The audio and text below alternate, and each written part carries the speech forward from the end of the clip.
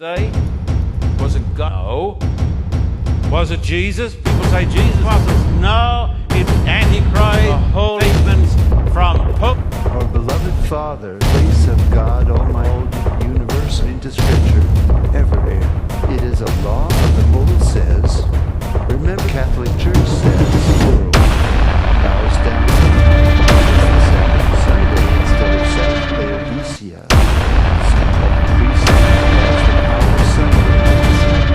Saturday, the seventh day.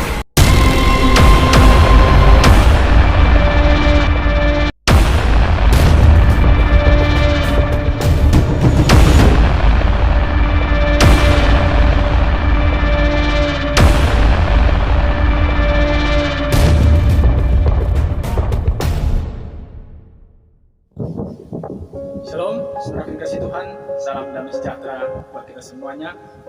Kembali kita bersyukur Bapak Ibu karena kasih Tuhan telah mempertemukan kita kembali dalam channel yaitu Sinar Pengharapan. Doa dan harapan saya semoga Bapak Ibu dan semua keluarga yang menonton video ini dalam keadaan sehat dan baik-baik saja. Pada video sebelumnya saya sudah sampaikan bagaimana penipuan setan. Yang pertama yaitu tentang membuat dan menyembah patung adalah kekejian bagi Tuhan, menduakan Tuhan. Baik itu patung Yesus, patung salib, maupun patung Maria, atau patung apapun menjadi benda untuk disembah, itu adalah menduakan Tuhan. Nah, yang kedua, saya sudah sampaikan tentang keabadian jiwa adalah doktrin yang salah.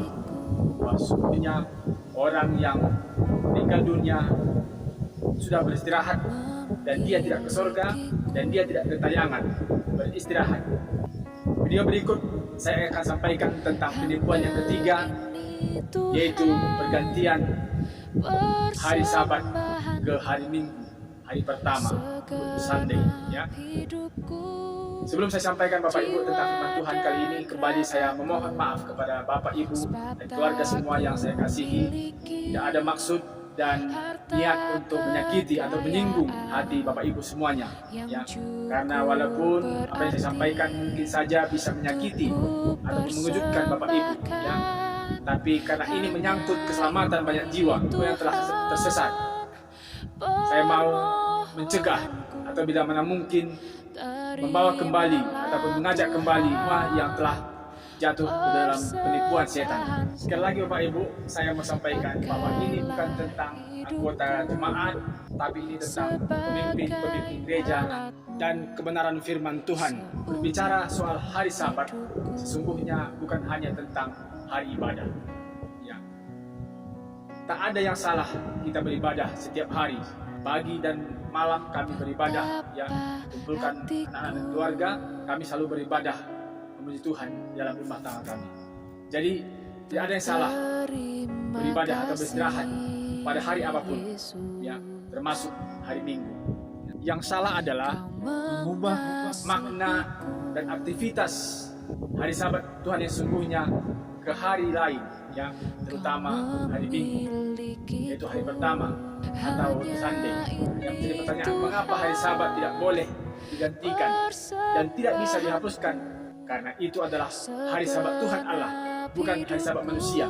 Dan itu menyangkut hak prerogatif Allah sebagai Allah pencipta langit dan bumi dan segala isinya. Mari kita baca firman Tuhan dalam Kejadian 2 ayat 2 hingga 3. Dikatakan, ketika Allah pada hari ketujuh telah menyelesaikan pekerjaan yang dibuatnya itu, berhentilah ia pada hari ketujuh dari segala pekerjaan yang telah dibuatnya itu. Lalu Allah memberkati hari ketujuh itu dan menguduskannya, karena pada hari itulah ia berhenti dari segala pekerjaan penciptaan yang telah dibuatnya itu. Dan saudara kasih Tuhan, kekudusan hari Sabat itu benar-benar diresmikan ataupun disahkan oleh Allah sendiri, ya. Jadi kekudusan hari Sabat itu sudah ada sejak masa penciptaannya, persis setelah Allah menciptakan langit dan bumi dan segala isinya. Dan ini juga menjadi bukti bahwa hukum Sabat berlaku bagi semua orang, semua manusia ciptaan, bukan hanya untuk orang Yahudi atau orang Israel, kecuali ada manusia yang berasal dari monyet, ya, seperti teori Darwin. Bagaimana manusia itu berawal ataupun berasal dari monyet yang berproses hingga menjadi manusia sempurna. Kemudian kita mau berbicara tentang hari Sabat manusia, yaitu hari Minggu. Setan melalui Kaisar Konstantin dan kepausan atau Antikristus telah mencoba merusak hukum Allah dan undang-undang surga. Karena terbukti Bapak Ibu, dalam Alkitab tidak ada sama sekali ayat yang memerintahkan manusia untuk menguduskan hari Minggu. Di akhir video ini, saya akan sampaikan atau tunjukkan pernyataan resmi kepausan melalui uskup tentang perubahan hari Sabtu ke hari Minggu. Terlepas dari banyak dalil dan pendapat banyak umat Katolik dan Protestan lain yang berkata bahwa hari Minggu adalah hari kemenangan, hari Yesus bangkit, ya, karena Yesus bangkit pada hari Minggu, itulah hari yang patut hari ibadah, ya, hari yang disucikan, karena Yesus bangkit pada hari Minggu. Kemudian ada yang berpendapat bahwa hari Sabat berlaku hanya di zaman perjanjian lama, karena zaman sekarang adalah zaman kasih karunia. Hai Bapak Ibu, setelah Yesus berada di dunia ini, Yesus dan para rasul juga beribadah pada hari Sabat. Kemudian juga ada yang berpendapat ataupun salah memahami tentang kitab Efesus pasal 2 ayatnya yang ke-15 yang berbunyi tentang sebab dengan matinya sebagai manusia, ia atau Yesus telah membatalkan hukum Taurat dengan segala perintah dan ketentuannya.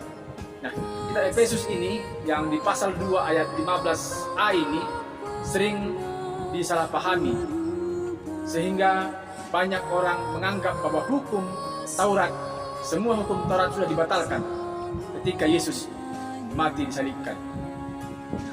Bila mana kita perhatikan teks dan konteks ayat ini, ya, kita akan temukan, kita akan tahu yang dimaksud dalam kitab Efesus ini adalah tentang perbedaan Yahudi dan Yunani.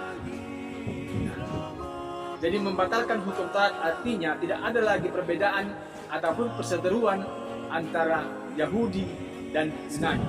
Karena dulunya luar Yahudi itu semua najis bagi Tuhan dan bagi orang Yahudi. Ya. Perbedaan dan perseteruan itu juga disebut hukum Taurat, ya, yang melarang orang Yahudi dan juga orang Yunani untuk bersama memuji Tuhan. Itu adalah satu hal yang tidak boleh dan tidak bisa, ya, itu najis bagi mereka. Kemudian ada yang berkata manusia tidak selamat karena melakukan hukum Taurat. Memang sebagian itu ada benarnya, yaitu kita tidak selamat karena menuruti hukum Taurat, tetapi karena kasih karunia Allah disambut oleh iman kita. Perlu kita ketahui Bapak Ibu bahwa itu bukan berarti kita sengaja melanggar atau membuat patung, ya, menyembah patung dan bekerja pada hari Sabat, atau membunuh atau berzina, ya, dan lain-lain. Dan kita harus tahu juga bahwa kita tanpa menuruti hukum Taurat kita tidak beriman. Nah, memang kita menuruti hukum Taurat dan melakukan banyak hal-hal yang baik, termasuk beribadah, memberi persembahan, mengasihi sesama dan lain, bukan supaya selamat atau supaya kita masuk surga Bapak Ibu, tetapi karena kita sudah diselamatkan, kita sudah ditebus di kayu salib oleh darah Yesus, ya. Nah, sebagai manusia yang tahu berterima kasih, ya, sebagai bukti iman kita, sebagai wujud iman kita, sebagai sambutan kita atas kasih karunia-Nya, kita melakukan hal-hal baik, ya, termasuk tadi beribadah, termasuk mengasihi sesama, ya, dan melakukan hal yang terpuji, dan termasuk juga menuruti 10 hukum Taurat. Itulah wujud iman kita. Nah, kemudian karena kita tidak mampu melakukan hukum Taurat dan semua perintah Tuhan yang lain dengan sempurna, disitulah kembali kasih karunia Tuhan menyempurnakan ketidaksempurnaan kita itu, ya. Karena semaksimal apapun kita berusaha apapun kita melakukan hukum Taurat, kita tidak akan bisa sempurna. Kita tetap adalah orang berdosa. Tapi disitulah kasih karunia berlaku. Kita juga harus tahu bahwa hukum Taurat yang dibakukan di salib melalui kematian Yesus bukan 10 hukum yang ditulis oleh jari Allah, yaitu 10 hukum 12 batu, ya, melainkan hukum-hukum yang lain, ya, ini perlu kita ketahui. Yang saya tahu ada lebih kurang 300 hukum dalam komunitas orang Yahudi atau Israel, ya, yang sering disebut hukum Taurat, yang dibagi menjadi 4 bagian, yaitu pertama adalah hukum kesehatan, yang kedua hukum moral, kemudian yang ketiga adalah hukum sipil, dan keempat adalah hukum upacara. Nah, hukum yang digenapi yang sering disebut disalibkan adalah hukum upacara, yaitu upacara korban bakaran, upacara korban penghapusan dosa, dan lain-lain. Itu benar sudah dihapuskan ataupun sudah dibakukan di salib, ya, ketika Yesus mati menggantikan kita, ya, karena Yesuslah anak domba Allah yang sudah mati disalibkan menggantikan domba yang di perjanjian lama, yaitu korban sembelihan, ya. Dialah menjadi pengganti seluruh domba-domba yang akan dipersembahkan ketika seseorang berdosa, ya. Yesuslah itu yang menjadi pengganti domba dan pengganti kita yang harusnya mati kekal. Tapi oleh karena Yesus, dimanapun kita mati secara fisik, kita akan dibangkitkan oleh karena kita percaya kepada Yesus. Jadi domba, lembu, sapi, burung merpati, dan lain-lain di perjanjian lama itu adalah bayangan Yesus, dan memang itu sudah tidak diperlukan lagi. Karena ketika Yesus mati di kayu salib, pada saat yang sama tirai yang ada di bait Allah terbawah. Itu pertanda bahwa hukum upacara korban bakaran, penghapus dosa, dan lain-lain sudah digenapi dan tidak berlaku lagi. Itulah sebabnya kita umat Kristen tidak lagi mempersembahkan korban dan menyembelih korban sebagai penghapus dosa. Tapi hukum kesehatan dan juga hukum moral atau 10 hukum yang ditulis oleh jari Allah sendiri itu kekal sampai selama-lamanya. Tidak bisa diubah, tidak bisa dikotak-katik, ya. Jika ada yang mengubah makna, tujuan, dan kekudusan hari Sabat atau hukum yang keempat, salah satu dari hukum itu, bila mana diubah tujuan dan makna sesungguhnya, secara tidak langsung sudah melawan dan menantang Tuhan. Sama seperti bila mana seseorang atau bila mana ada orang yang berani mengubah undang-undang negara kita, yaitu Pancasila tahun 1945, ya, itu akan dituduh ataupun didakwa sebagai orang yang telah melawan negara kita, melawan bangsa kita NKRI. Nah, setelah dikasih Tuhan, dalam kesempatan ini saya mau berbicara sedikit tentang kemerdekaan bangsa kita.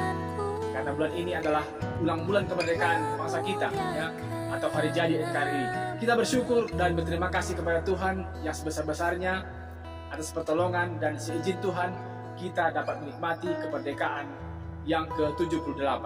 Juga kita tidak lupa berterima kasih walaupun tidak didengar lagi oleh para pahlawan kita, ya, karena setelah gugur dalam peperangan, ya, mereka sudah di dalam kubur tidak mendengar lagi. Namun kita tetap menghormati dan menjunjung tinggi perjuangan mereka, ya, karena mereka telah berjuang mati-matian, mempertaruhkan seluruhnya, bahkan hidup mereka demi untuk meraih kemerdekaan NKRI. Namun setelah yang kasih Tuhan, saya mau sampaikan sedikit. Perlu kita ketahui bahwa negara kita belum sepenuhnya merdeka. Walaupun secara peperangan fisik, ya, kita dijajah lagi oleh bangsa Jepang maupun Belanda maupun bangsa lain, tapi sesungguhnya Bapak Ibu masih di bawah tekanan negara Vatikan secara politik, ya. Karena secara diplomatik bangsa kita bahkan seluruh dunia masih di bawah kendali dan otoritas kepausan. Bahkan presiden, seluruh pemerintah kita akan tetap tunduk kepada paus, siapapun presiden kita, ya. Memang sejauh ini Katolik sangat membantu perkembangan dan kemajuan bangsa dan negara kita, baik secara pendidikan maupun secara sosial, bahkan secara infrastruktur. Dan negara kedua setelah Israel yang mengakui kemerdekaan NKRI pada tahun 1945 adalah Vatikan, ya.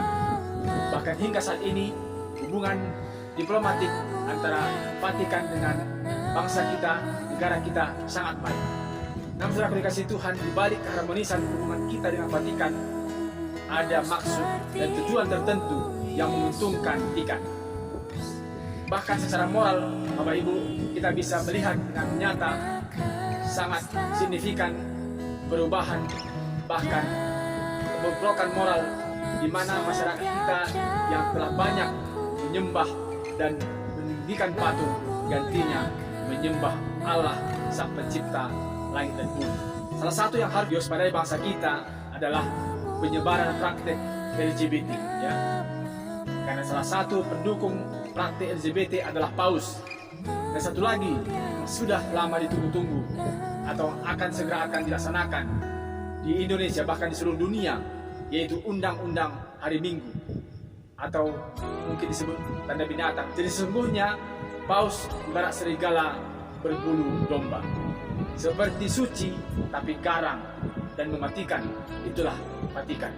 Bahkan saya mau menyampaikan bahwa hampir semua bangsa di dunia termasuk Indonesia yang kita cintai ini tidak akan bisa mengubah libur hari Minggu. Karena libur hari Minggu adalah peraturan atau hukum Katolik atau kepausan. Berbeda dengan Protestan, ya. Protestan pada umumnya itu ibarat anak durhaka Katolik, yang itu anak durhakanya Katolik yang masih membawa foto dan pakaian ibunya, yang artinya berpisah dari Katolik tetapi masih membawa doktrin dan kebiasaan Katolik. Suatu saat nanti Protestan pada umumnya, ya, akan kembali kepada Katolik. Tanpa disadari banyak orang, kaisar dan kepausan atau Katolik sudah melawan Tuhan dengan mengubah hari Sabat yang kudus, hari Sabtu ke hari Minggu. Karena sesungguhnya Sabat atau hari ketujuh adalah undang-undang surga. Sabat hari ketujuh adalah tanda Allah dan meterai Allah, tanda kedaulatan Allah dan juga hak prerogatif Allah sebagai pencipta langit dan bumi dan segala isinya.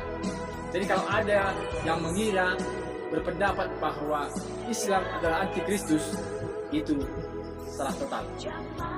Antikristus yang benar-benar mengubah dan melawan Tuhan, mengubah hukumnya dan waktu, itu adalah Vatikan, ya, atau kepausan, bukan Muslim. Di video berikut Anda akan saksikan pernyataan resmi kepausan melalui uskup 2 tahun lalu, yang walaupun 22 tahun yang lalu, bahkan lebih dari itu, kami atau saya sudah mengetahui, ya, sudah mengerti sepak terjang Vatikan, ya, tentang Vatikan dan juga penyelewengan kepausan.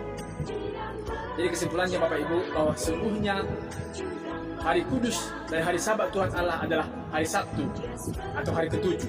Semoga firman Tuhan ini dapat menambah kebendaharaan Tuhan kita dan dapat memotivasi kita supaya semakin menyelidiki rindu dan haus akan firman Tuhan.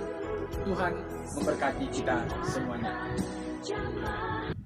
Who changed the day? Was it God? No. Was it Jesus? People say Jesus did it. No, he didn't. People say, well, it must have been the apostles. No, it wasn't the apostles. The Bible tells me and my friend, this is as plain as the nose on your face. When I go through this great prophecy and everybody agrees with every point, but when we get to this one, they say, oops. But oops won't do. The Antichrist changed the day. And my friend who is here today is going to come and he's going to read, Mr. Vince Morton, he's going to come and read from the official writings of the, as they call it, the Holy Roman Catholic Church. Listen to this. These are the unadulterated statements from popes and other Roman Catholic leaders.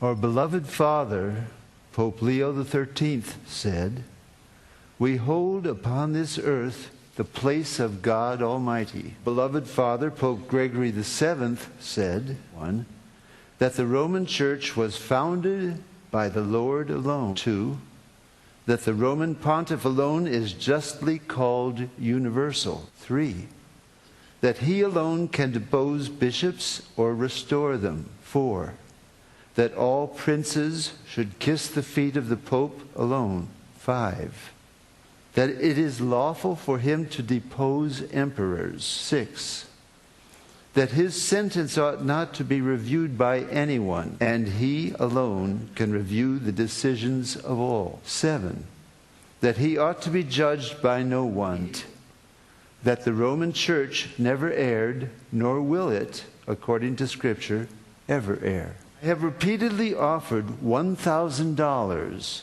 to anyone who can prove to me from the Bible alone that I am bound to keep Sunday holy. There is no such law in the Bible. It is a law of the Holy Catholic Church alone. The Bible says, "Remember the Sabbath day to keep it holy."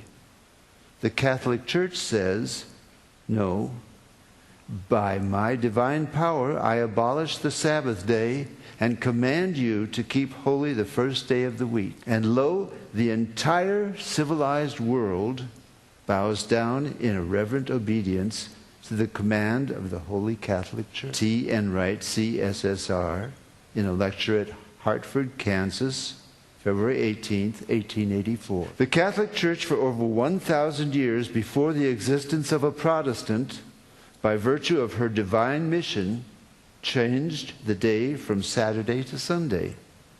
The Catholic Mirror, September 23rd, 1893. Question: which is the Sabbath day? Answer: Saturday is the Sabbath day. Question: why do we observe Sunday instead of Saturday?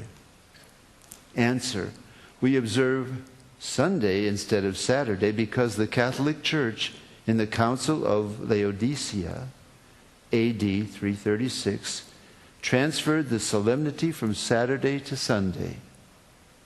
Peter Geierman, The Convert's Catechism of Catholic Doctrine, 2nd edition, 1910, page 50.